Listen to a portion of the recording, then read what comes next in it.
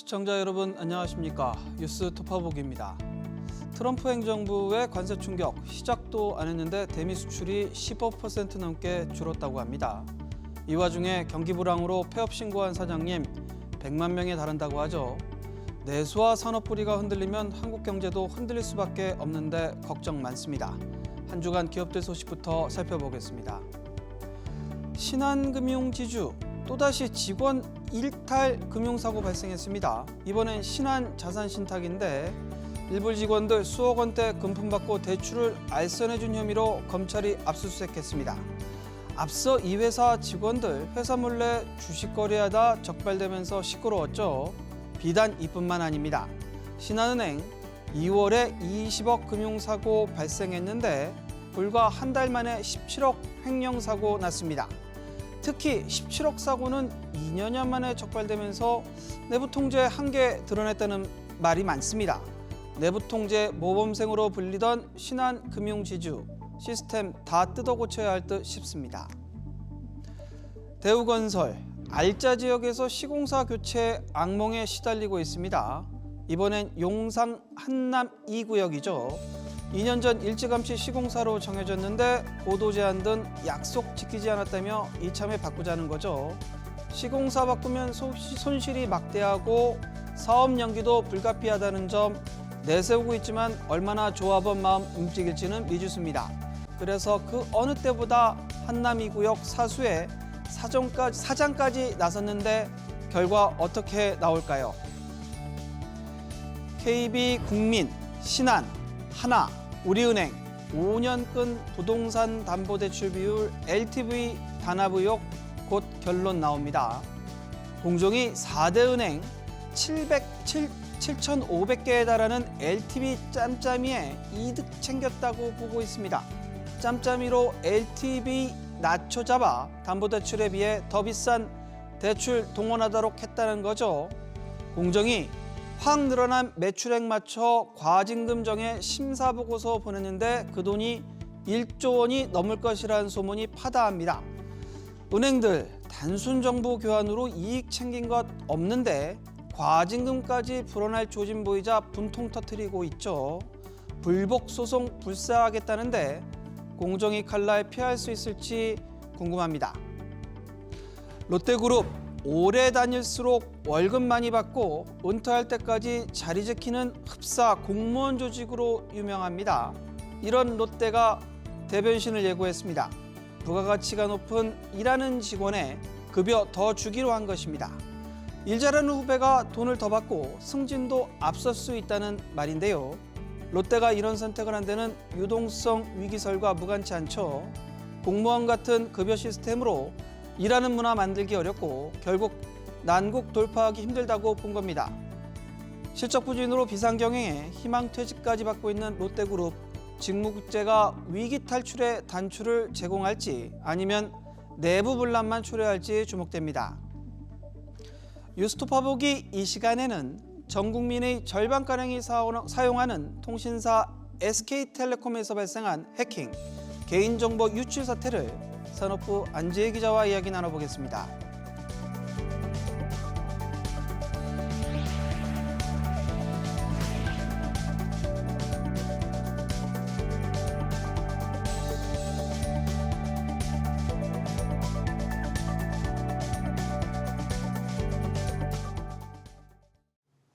국내 최대 이동통신사인 SK텔레콤에서 해킹이 발생해서 이용자들의 일부 정보가 유출됐습니다. 고객의 아주 민감한 개인정보는 유출되지 않았다는 게 회사의 공식 설명인데 아직은 알 수 없습니다. 전체 가입자 가운데 몇 명의 정보가 유출됐는지 정확하게 어떤 정보들이 유출됐는지 아직 제대로 확인되지 않았는데요. 이런 가운데 늑장 보고 논란까지 불거졌습니다. 안지혜 기자와 자세히 들여다보겠습니다. 안 기자, 우선 사건 전말부터 좀 알아보죠. SKT의 자진 신고로 드러난 내용, 이거 어떤 건가요? 네, 그러니까 과학기술정보통신부는 지난 19일 오후 11시 40분쯤 SKT가 해커의 악성 코드 공격으로 가입자들의 일부 정보가 유출되는 피해를 당한 이후에 이 사실을 정부에 신고해 왔다라고 22일에 밝혔습니다. SKT 내부 시스템에 해커가 악성 코드를 심어서 이용자 유심과 관련한 일부 정보들을 빼간 건데요. SKT는 유출 가능성을 인지한 이후 해당 악성 코드를 즉시 삭제하고 또 해킹 의심 장비를 격리 조치했다라고 설명을 했습니다. 유심이란 건 통신망 내에서 개인을 식별하고 또 인증하는 데 쓰이는 정보를 저장하는 매체입니다. 많이들 아시죠? 유심 정보가 탈취될 경우 다른 사람이 이걸 토대로 불법 유심 칩을 만들어 신원을 도용하거나 아니면 문자 메시지 데이터를 바로채는 등 범죄에 악용될 가능성도 있습니다. 구체적으로 유심에 어떤 정보가 유출이 됐다. 이게 어떤 정보가 유출된 건가요? 네, 구체적으로 현재까지 유출된 것으로 의심되는 그런 유심 관련 정보는 이동 가입자 식별 번호와 단말기 고유 식별 번호, 그리고 유심 인증키 등 3가지입니다. 이 밖에 주민등록번호나 주소, 이메일 등 민감한 개인정보나 금융정보는 유출되지 않았고 더불어 아직까지 2차 피해나 다크웹 등 유통 사례도 확인되지 않고 있다는 게 회사 측 설명인데요. 다만 아직 조사 중인 사안인 만큼 지금 단계에서 단정할 수는 없습니다. 더 큰 문제는 앞서 말씀드린 이 3가지 정보만으로도 극단적인 경우 유심 복제가 가능하다는 게 전문가의 설명입니다. 직접 들어보시죠. 이 인증 정보가 암호화해서 나갔다면은 해커가 그거를 풀기는 시간이 오래 걸리거든요. 그렇지만 이제 평문 형태로, 그러니까는 바로 알 수 있게끔, 해커가 알아볼 수 있게끔 이렇게 나갔다면은 유심 복제가 기술적으로는 가능한 부분이고요. 자, 이게 모든 분들이 좀 궁금해하는 게 전체 피해 규모나 유출 경로 이런 것들이 어떻게 되는지에 대해서 궁금증이 많은데 이거에 대해서는 지금 뭐라고 하나요? 사실 그 부분을 좀 속 시원하게 말씀드리면 저도 좋을 것 같은데 그 부분도 아직은 오리무중입니다. 하지만 이 해킹 피해를 본 것으로 추정되는 장비가 중앙에서 단말 인증을 수행하는 서버라는 회사 측의 설명을 통해서 미루어 볼 때 실제 해킹이나 다크웹 유출까지 이어질 경우 파장은 결코 작지가 않을 수가 있습니다. 유심칩 정보를 빼내 똑같은 유심을 만든 이후에 이걸 다른 휴대폰에 장착해 만든 복제 휴대폰으로 개인의 자산을 탈취하는 이른바 심스와핑 범죄가 발생할 수 있기 때문입니다. 안 기자, 심스와핑, 이 과거에도 비슷한 피해 사례가 있었죠? 맞습니다. 지난 2022년 초에 서울경찰청이 한 40건 정도의 심스와핑 피해 사례, 의심 사례에 대해서 수사를 했던 적이 있는데요. 당시 피해자들은 휴대전화가 갑자기 먹통이 되고 단말기가 변경됐다 이런 알림을 받은 이후에 적게는 수백만 원에서 많게는 2억 7천만 원 상당의 가상자산을 도난당했다 진술을 했는데요. 이번에 SKT 측도 이런 불법 유심 제조 가능성을 의식을 하고 있습니다. 그래서 전체 시스템 전수조사나 불법 유심 기변 또 비정상 인증 시도 차단 강화 등 부랴부랴 조치에 나선 이유입니다. 뭔가 지금 사건이 좀 발생하고 난 다음에 뭔가 좀 서둘러서 매몰해지는 건데 그럼에도 불구하고 SKT 고객 입장에서는 이 쉽사리 좀 이렇게 안심하기는 좀 어려울 것 같아요. 맞습니다. 특히 SKT 가입자만 우리 국민 절반에 해당하는 2,300만 가입자를 갖고 있으니까 파장이 조금 더 큰 모습인데요. 추가적인 보호 조치를 원하는 고객들은 SKT 홈페이지나 T월드에서 무료로 제공하는 유심 보호 서비스를 이용할 수가 있습니다. 가입자 유심에 다른 사람 휴대폰을 장착해 임의 사용하는 걸 차단하고 해외에서 음성, 문자, 데이터 서비스를 이용할 수 없도록 이제 로밍을 제한하는 서비스입니다. 그런데 저도 사실 그 SK텔레콤 고객인데 사고 직후 이런 서비스가 있다고 안내를 못 받았어요. 네. 그런데 사고가 터진 자체도 뉴스 보고 알았고 뭔가 좀 SKT가 좀 더 적극적으로 좀 대응을 했어야 되는 게 아니냐 이런 얘기가 나오는데 어떤가요? 사실 앵커뿐만 아니라 그런 여론들이 좀 일부 있고 많은 상황입니다. 아마 대부분이 뉴스를 통해서 이번 사고를 접하셨을 텐데요. 해킹 사실을 고객에게 회사가 좀 즉각 개별적으로 알렸어야 되는 거 아니냐 이런 지적에 대해서 SKT는 아직 피해 고객이 특정되지 않았기 때문에 개별 고지를 하지 않았고 피해가 특정되면 개별 고지를 진행할 전망이라고 처음에 그러니까 사고 직후 첫 대응을 통해서 밝혔습니다. 이게 법적인 문제는 없는 설명입니다만 회사가 선제적으로 나서서 설명을 해줬다면 고객 불안감이 그나마 조금 덜하지 않았을까 아쉬움이 남는 대목입니다. 회사는 이런 지적을 일부 수용해서 23일부터는 전 고객을 대상으로 유심보호 서비스 가입 권장 문자 메시지 발송을 순차적으로 시작을 했습니다. SKT 통신망을 사용하는 알뜰폰 고객도 개별 알뜰폰 사업자별 고객센터를 통해서 가입할 수 있습니다. 또 하나 좀 짚어볼 대목이 결국엔 사고가 발생했는데 이게 신고가 늦었다. 그야말로 늑장 보고 이 논란이 좀 있어요.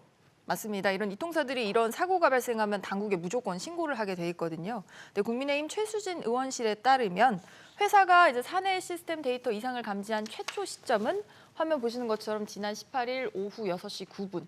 그리고 악성 코드를 발견하고 해킹 공격을 받았다는 게 확인한 건 같은 날 오후 11시 20분경입니다.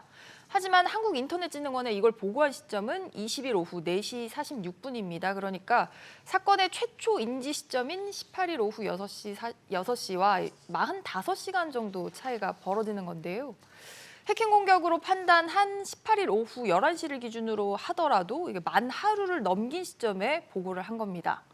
정보통신망법은 정보통신 서비스 제공자가 침해 사고가 발생한 것을 알게 된 그때로부터 24시간 이내에 침해 사고의 발생 일시, 원인, 피해 내용 등을 과학기술정보통신부 장관이나 아니면 한국인터넷진흥원 키사에 신고해야 한다 이렇게 규정을 하고 있는데 규정보다 늦게 신고를 했다는 뜻입니다. SKT에 문의를 해보니까 발생 원인과 피해 내용을 조금 더 철저하게 파악하는 과정에서 신고가 늦어진 것일 뿐 고의적인 지연 의도는 없었다 이렇게 해명을 하긴 했습니다.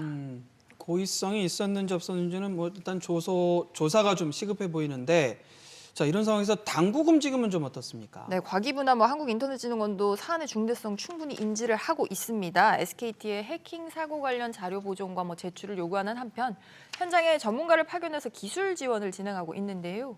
비상대책반 가동 하루 만에 보안업계 민간 전문가까지 전부 참여하는 민관 합동조사단으로 조직을 격상해서 공식 가동을 시작했고요.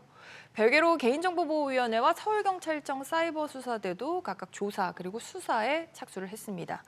한편으로는 국회도 좀 분주합니다. 국회 과학기술정보방송통신위원회는 오는 30일로 예정된 현안 질의의 증인으로 류정환 SK텔레콤 안전보건 최고경영 책임자와 강도현 과학기술정보통신부 2차관 등을 추가로 했습니다. 당일에 아마 보시면 의원들 질의를 통해서 사고 전모가 더 드러날 수 있을 것으로 보입니다. 끝으로 좀 이 부분도 좀 짚어보죠. 엄청난 악재임에도 불구하고 예상보다 시장 반응은 좀 잠잠합니다. 어떻게 봐야 될까요, 이거는? 그 부분이 좀 특이할 만하죠. 사고가 알려진 당일, 그러니까 22일에 SKT의 주가는 오히려 상승 마감을 했고요. 그 다음 날인 23일에도 2% 정도 소폭 빠지는 데 그쳤는데요. 아직 사고의 규모가 완벽히 파악되지 않은 만큼 단기적인 영향은 크지 않을 거라는 게 증권가 애널리스트들의 중론이었습니다. 들어보시죠. 신보 서비스 같은 걸 제공을 하긴 하는데 이제 그런 것들은 원래도 무료로 좀 제공을 했었다고 하고 그래서 재무적인 영향이라던가 아니면은 정말 셀러스의 신인도라든가 이런 것들에 영향을 일단 주지는 않을 것이다라고는 보고 있어요. 이런 것들이 계속 이렇게 반복이 된다면 이게 가짜 이탈이나 이렇게 이어질 수 있다. 최소한 중간 조사 결과라도 나온 이후에 이번 악재의 정도를 가늠할 수 있을 것으로 보입니다. 얘기 잘 들었습니다.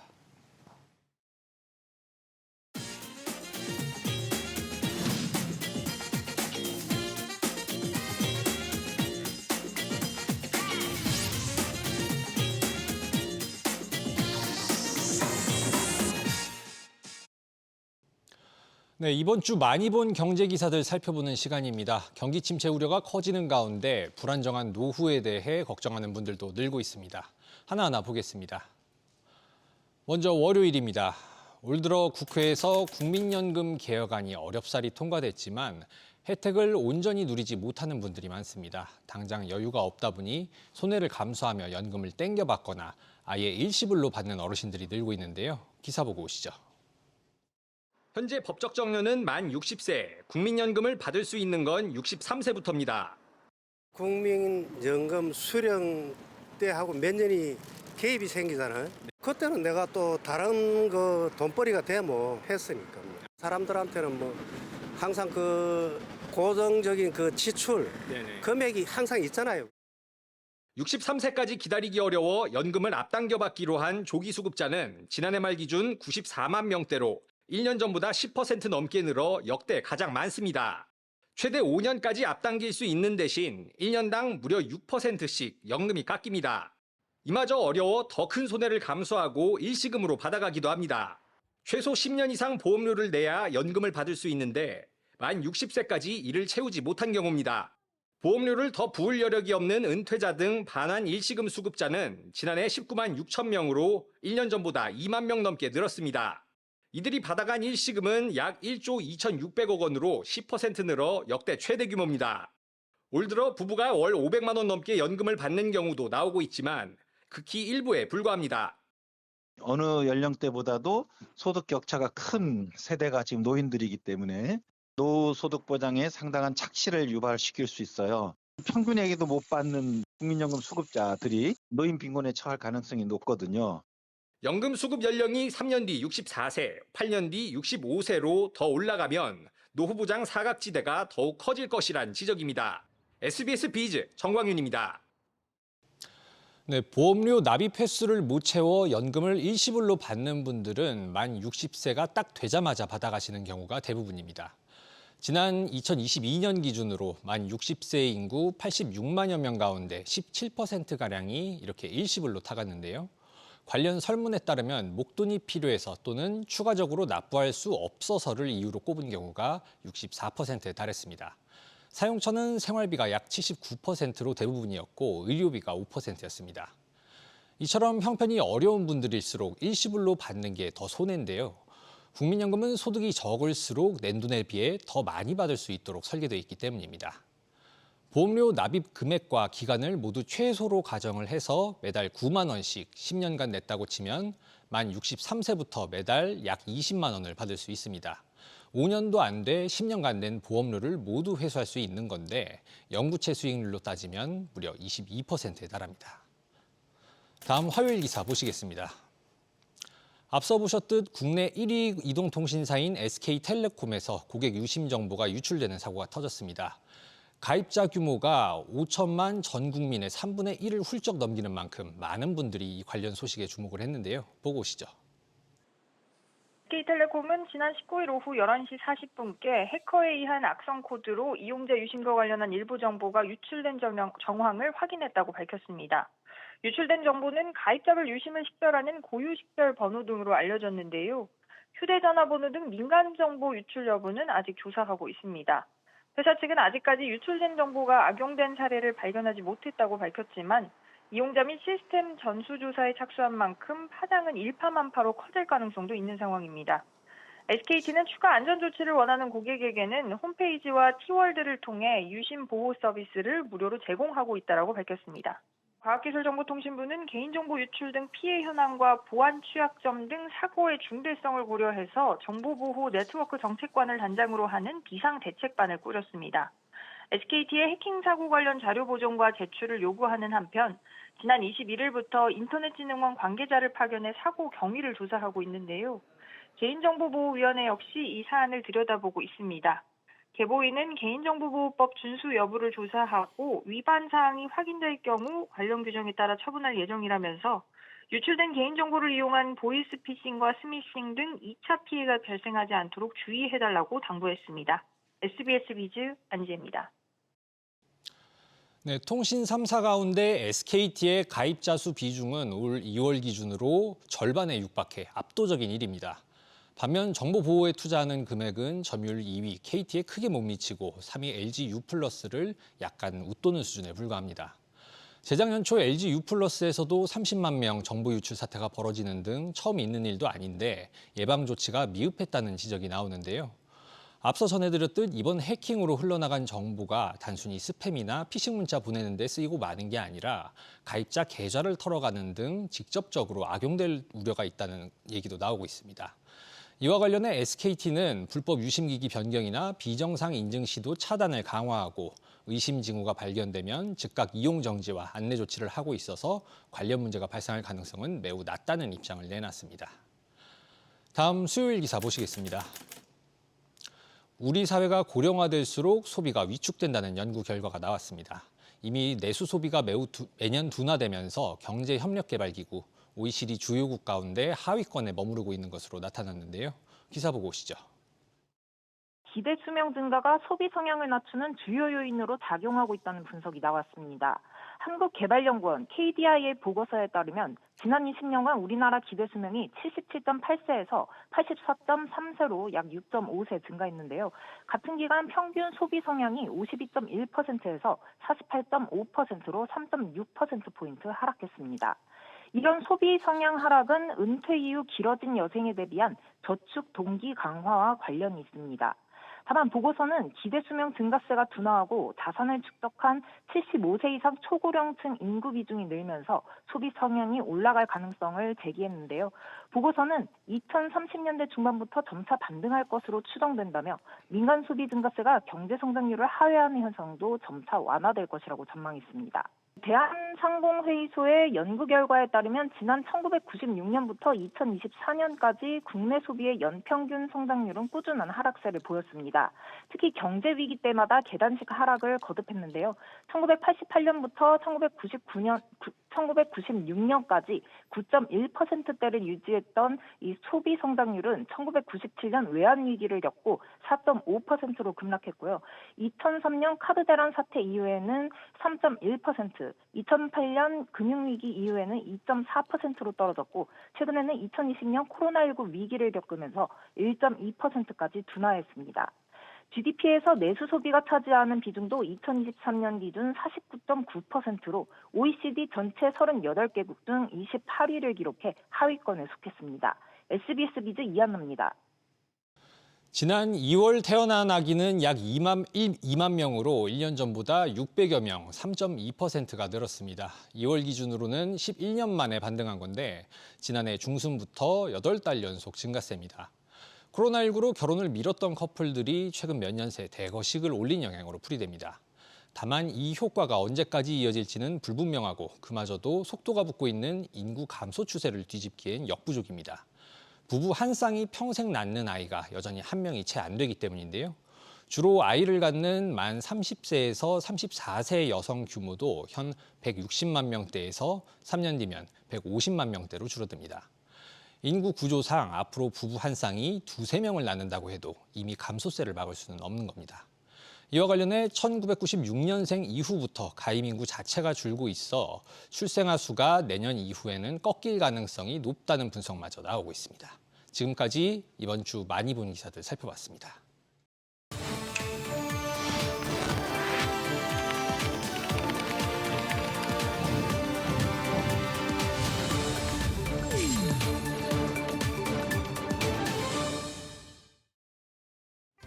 CEO들의 한 주간 일거수일투족을 살펴보는 CEO 업앤다운입니다. 곽동신 한미반도체 회장, 운둔의 경영자이면서 대기업도 고개 숙이는 슈퍼 을인 회사의 수장입니다. 이 회사는 고대역폭 메모리, 일명 HBM 접합에서 SK 하이닉스와 TSMC 선택을 받았죠. HBM은 D램을 수직으로 쌓아 올리는 방식으로 만드는데 이때 이 층간 접합을 담당하는 작업을 TC 본딩이라고 합니다. 한미반도체는 HBM용 TC 본더를 제작하는 업체인데 기술력이 세계 최고입니다. 그런데 이 회사 SK 하이닉스를 겨냥해 실력 행사에 나섰습니다. 생산 라인에서 엔지니어 철수하고 가격 인상을 일방적으로 통보한 것입니다. SK 하이닉스가 후발주자이자 한미 반도체와 소송 벌이는 한화 세미텍 제품 구매한 게 불씨였습니다. TC 본더가 고장나면 SK 하이닉스 치명타입니다. 서로 없으면 안 되는 순망치한 관계를 유지했던 두 회사. 이대로 갈라설지 아니면 극적 화해할지 몬 반도체 업계가 주목하고 있습니다. 김동선 한화 호텔앤리조트 부사장, 급식업계 강자 식품기업 아오엄 인수 막바지인데 이 회사가 안팎으로 일이 많습니다. 당장 생산 직원 사망 사고 후폭풍 거셉니다. 기계에 신체 끼어 직원이 숨졌는데 회사 사과 늦어 비판받았습니다. 관련해서 압수수색 받았는데 중대재해법 처벌 적용 배제할 수 없죠. 여기에 삼녀 구지훈 전 부회장, 경영 참여 전제로 지분 팔 의향이 있다는 보도, 소설이라며 돈이면 다가 아니라는 것을 보여주겠다고 결기보였습니다. 김 부사장 58% 지분 인수하면 최대 주주이지만 40% 지분 가진 차녀, 삼녀, 사사건건 반대하면 난감할 수 있죠. 아워엄이 수의 계약 방식으로 따왔던 범 LG가 물량이 이탈할 수 있다는 전망마저 나옵니다. 먹구름 잔뜩 낀 아워엄 김동선 부사장이 난관을 어떻게 돌파할까요? 저희가 준비한 소식은 여기까지입니다. 시청해 주셔서 감사합니다.